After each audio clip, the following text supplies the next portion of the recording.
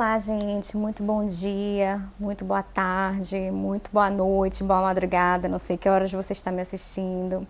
Hoje eu te convido para a gente conversar um pouquinho sobre os atributos do ato administrativo. Para começar, o que são esses atributos? Os atributos nada mais são do que as prerrogativas que o poder público tem em decorrência do princípio da supremacia do interesse público.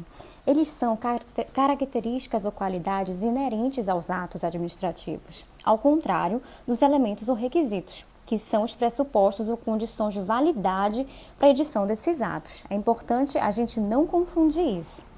O princípio da supremacia do interesse público ele é basilar do regime jurídico administrativo. Então, é em razão dele que os atos gozam dessas prerrogativas, que são designadas pela doutrina como atributos.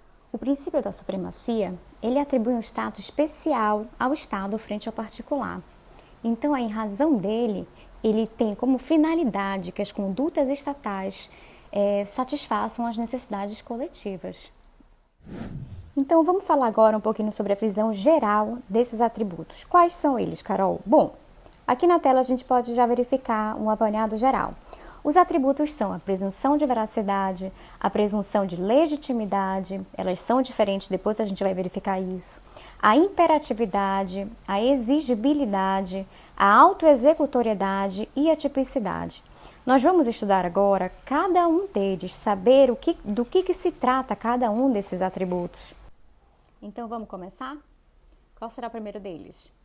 A presunção de veracidade. Bom, esse atributo diz respeito à fé pública que os atos administrativos gozam e aos fatos apresentados também. Por ele, a gente diz que os fatos apresentados e alegados se presumem verdadeiros, ou seja, se presume que aqueles fatos que a administração pública afirma, eles realmente aconteceram. Porém, essa presunção é juris tantum, é relativa, ou seja, ela admite prova em contrário. É importante a gente ressaltar que a presunção de veracidade não é um atributo que está presente em todos os atos administrativos. Pode haver causas em que o particular terá que fazer prova negativa dessas situações do fato a fim de afastar essa presunção. Então, a gente fala aqui na inversão do ônus da prova. O particular ele vai ter que fazer uma prova negativa daquela situação de fato para dizer que aquilo não aconteceu. Porque a gente pressupõe que todos os atos estão válidos, são verídicos até que se admita a prova em contrário. Vamos falar agora da presunção de legitimidade, também chamada de presunção de legalidade. Esse atributo está presente em todos os atos administrativos e, de acordo com ele, a gente presume que o ato está de acordo com o ordenamento jurídico como um todo. Ou seja, o ato é válido até prova em contrário. A gente diz que ele está em conformidade com a lei e com todo o ordenamento jurídico. Qual é o fundamento disso, Carol? Bom, a gente precisa da agilidade para o poder público praticar os seus atos. Então, a gente pode dizer que esse atributo não diz respeito aos fatos, mas sim à adequação da conduta com a norma jurídica posta. E por que falar nessa agilidade que o poder público? Bom, a gente precisa conferir maior celeridade à atuação administrativa, uma vez que após a prática desse ato, a gente já pode produzir os efeitos dele automaticamente como se válido fosse, até que se declare a sua ilegalidade por uma decisão administrativa ou judicial. Maria Silvia Zanella de Pietro aponta, entretanto, um outro efeito desses dois atributos. O que isso quer dizer? Bom, ela afirma que o judiciário não pode apreciar de ofício a validade do ato, diferente do que ocorre com os atos jurídicos do direito privado. Aqui a gente está falando de administração pública, então tem uma diferença aí nesses efeitos. Os atos administrativos, tendo em vista que se presumem válidos, eles só podem ter uma eventual nulidade declarada pelo judiciário mediante uma provocação do interessado. E essa provocação, tem mais, ela precisa comprovar o vício, seja ele um vício absoluto ou relativo. Então, como a gente pode dizer? Que os atos administrativos eles podem ser imediatamente impostos aos particulares, ainda que eles sejam impugnados administrativo ou judicialmente, salvo, ou seja, uma exceção, vamos aí destacar isso, se houver uma decisão sustentando os efeitos desse ato, a gente não vai poder aplicá-los. E vamos falar aqui de uma mitigação, uma hipótese de mitigação da presunção de legitimidade? Quando a ordem for manifestamente ilegal, o servidor ele pode deixar de cumprir essa determinada ordem do seu superior hierárquico, se ele considerar ela ilícita. Onde é que está essa previsão? Bom, artigo 116, inciso 4º da Lei número 8.112 de 90. Vamos para o próximo atributo? A imperatividade. O que quer dizer esse atributo? A imperatividade, ela se identifica com a coercibilidade dos poderes administrativos. O que isso quer dizer? É a possibilidade de imposição de obrigações pela administração pública de forma independente da vontade do particular.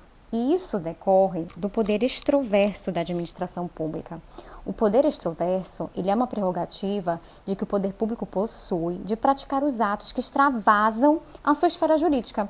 Ou seja, ele pode adentrar na esfera jurídica dos particulares, mesmo sem prévia anuência dos administrados. Então, a gente ainda tem uma outra característica aí. Esse atributo ele não está presente em todos os atos administrativos. Quer ver um exemplo?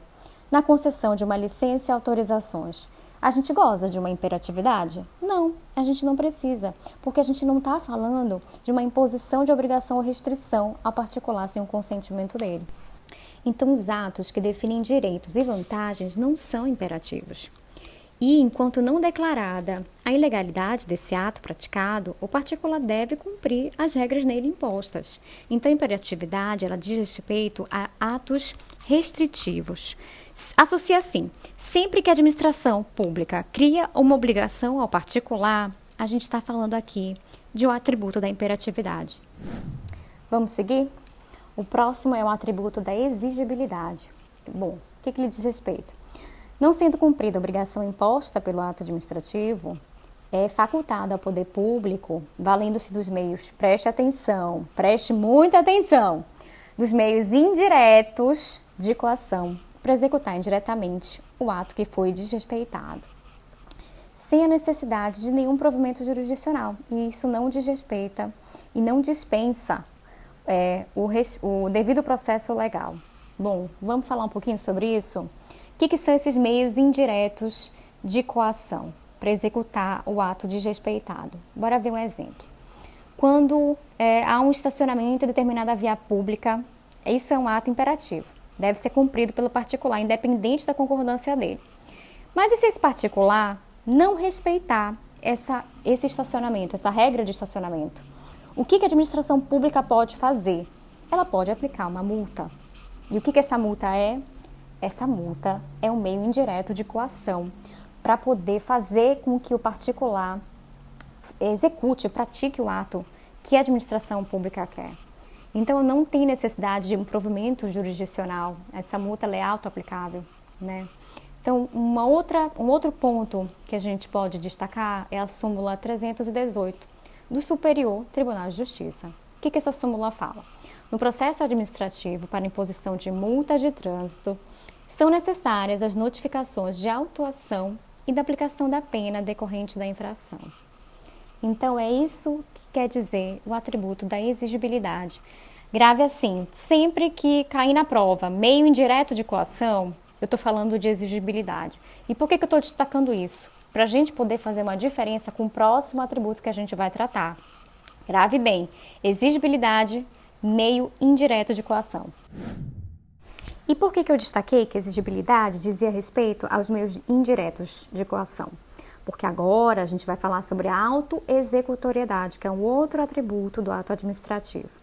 Esse atributo, ele se relaciona aos meios diretos, eu vou repetir, porque vocês errarem sem prova, não tem condições. Meios diretos de execução dos atos administrativos. Eles decorrem do princípio da inafastabilidade da apreciação judicial. Ou seja, o ente público ele pratica o ato que seria de obrigação do particular, sem a necessidade de participação desse e sem que haja auxílio do judiciário. Agora vamos destacar um ponto, preste atenção, está marcado em vermelho.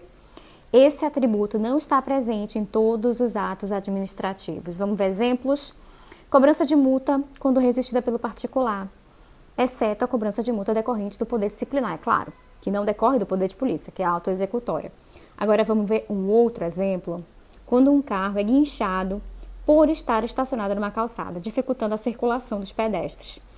Esse guincho, ele é um exemplo do atributo da autoexecutoriedade. Se esse carro estiver impedindo a passagem de uma ambulância, por exemplo, também. Então, esse atributo não está presente em todos os atos administrativos, gravem isso, relacionem ele a meios diretos de execução dos atos administrativos. Vou repetir, de meios diretos. Vamos seguir? Quais são as hipóteses da aplicação da autoexecutoriedade? Bom, gente, são duas aqui. A gente tem que ter uma previsão em lei e tem que estar diante de uma situação de urgência. O que você quer dizer com isso, essa situação de urgência? A prática do ato administrativo ele deve se impor para a garantia do interesse público. Isso é muito importante. Então, essas situações emergenciais, desde que o interesse público justifique a necessidade de uma atuação urgente, sob pena de serem causados prejuízos ao interesse da coletividade, certo? Gravem isso. Mas isso quer dizer que a gente nunca vai poder contestar? Nunca vai poder contraditar essa prática de atos? Não, isso não tem nada a ver com isso. A gente está aqui a falar de um contraditório diferido ou postergado. O que isso quer dizer? Diferido, postergado, é feito depois, posteriormente. A gente pode sim contraditar, mas não na hora, somente depois. É isso que a gente quer dizer com essas palavrinhas, diferido ou postergado. Então, bora fazer um resumão. Autoexecutoriedade, característica que permite a execução direta, imediata, forçada, sem a necessidade de prévia autorização do judiciário. Mas, Carol, se eu quiser, se a administração pública quiser buscar uma autorização judicial, ela pode? Pode. E o que isso vai conferir? Vai conferir maior segurança para a prática desse ato que ela está fazendo, né? Então, controle judicial, nesses casos, ele é posterior. Caso seja verificada alguma ilegalidade, alguma antijuridicidade nesse ato, e tem que ter provocação. O judiciário ele não pode agir de ofício. Esse controle judicial posterior, diferido, postergado, ele ocorre mediante uma provocação, certo? Vamos lembrar, nem todo ato administrativo goza desse atributo de autoexecutoriedade, tá bom, gente? Gravem isso é muito importante. Isso não cai, isso despenca em prova, essa diferença de meios diretos, meios indiretos, de coação, para poder ocorrer essa prática desses atos administrativos, tá bom? Gravem isso, tá? Então, vamos falar aqui de um ponto final. Celso Antônio Bandeira de Mello faz uma classificação a respeito desse atributo, gente. Ele divide em dois aspectos. O aspecto da coercibilidade, também chamada exigibilidade, que foi o atributo que a gente tratou ainda agora, e também na divisão sobre a executoriedade. Bora fazer a diferença entre eles? Coercibilidade é a obrigação que o administrado tem de cumprir o ato. E o que a administração pode fazer? Ela pode se valer de meios indiretos para obrigar ele a fazer esse ato, para praticar esse ato. E o que é a executoriedade? É a possibilidade da administração, ela própria, por meios diretos, praticar o ato ou compelir o administrado a praticá-lo. Então, Celso Antônio Bandeira de Mello, ele faz essa classificação que por vezes é cobrada em concurso. Então, é bom a gente se ligar para poder fazer essa diferença aí também, caso caia em prova. Fiquem atentos a isso, tá certo? E agora, já caminhando para o finalzinho da nossa aula, vamos falar sobre o atributo da tipicidade. Bom, a tipicidade é a exigência de que todo ato administrativo esteja previsto em lei, ou seja, corresponda a um tipo legal previamente definido. Isso diz respeito à legalidade estrita. A gente pode fazer uma associação ao direito penal com o tipo penal, né? Para que um crime ocorra, tem que estar previamente descrito na lei. Então, isso quer dizer a tipicidade. E ela só existe nos atos unilaterais, nos bilaterais não. Então, a gente não pode falar que um contrato goza de tipicidade, certo? Tanto que a gente pode celebrar um contrato inominado. Agora, um ato inominado, um ato administrativo inominado, isso não é possível, tá bom? Não se esqueçam de que isso não se configura uma prerrogativa concedida ao ente estatal, e sim uma limitação para a prática desses atos não previamente estipulados em lei. O que isso quer dizer, Carol? Bom, aí desse atributo a gente pode ter duas consequências, decorrem duas consequências que a gente pode tratar. Na realidade, esse atributo, ele confere uma garantia para o administrado. Ele impede que a administração pratique um ato unilateralmente coercitivo sem previsão legal, que ele surpreenda o administrado. E também ele afasta a possibilidade da prática de atos totalmente discricionários. Pensem, façam raciocínio, pensem comigo. Já pensaram?